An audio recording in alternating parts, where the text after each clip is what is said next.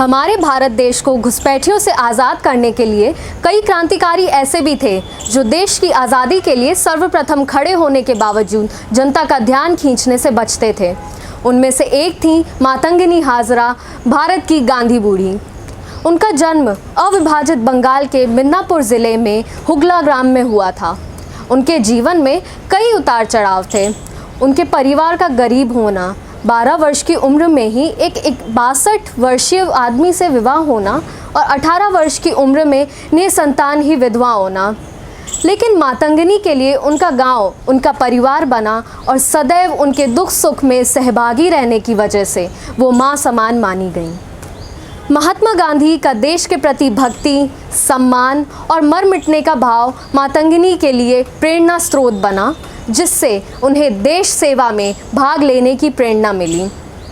उनका क्रांतिकारी जीवन 1930 के स्वाधीनता आंदोलन से शुरू हुआ था। उनकी इसी पहल से मिदनापुर की महिलाएं उनके कंधे से कंधा मिलाकर उनके साथ आगे बढ़ने लगीं।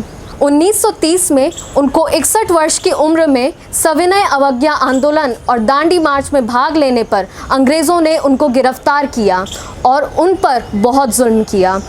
इसके बावजूद उन्होंने जेल में प्रताड़ना सहने के बाद भी तुरंत अपना कदम देश क्रांति की ओर अग्रसर किया। 1942 के क्विट इंडिया मूवमेंट में 73 वर्षीय मातंगिनी ने न ही सिर्फ हिस्सा लिया, लेकिन अपने साथ ज़्यादा से ज़्यादा महिलाओं को क्रांतिकारी बनने का हौसला भी दिया। तामलुक थाने पर मातंगिनी शान से तिरंगा फहराते हुए अंग्रेज़ों के खिलाफ आंदोलन लड़ ही रही थी कि अंग्रेज़ों ने उन पर गोलियां दाग दीं।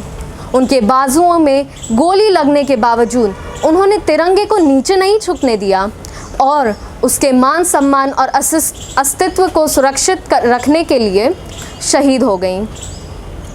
उन्होंने तब तक वंदे मातरम के नारे लगाए जब तक उनके शरीर का हर एक कण धरती माता को समर्पित नहीं हुआ।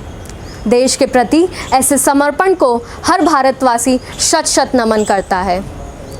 भारत की आज़ादी के अमृत महोत्सव पर मैं जिया सिंह, माखनलाल चतुर्वेदी राष्ट्रीय पत्रकारिता एवं संचार विश्वविद्यालय की ओर से भारत की स्वतंत्रता सेनानी को श्रद्धांजलि अर्पित करती हूँ।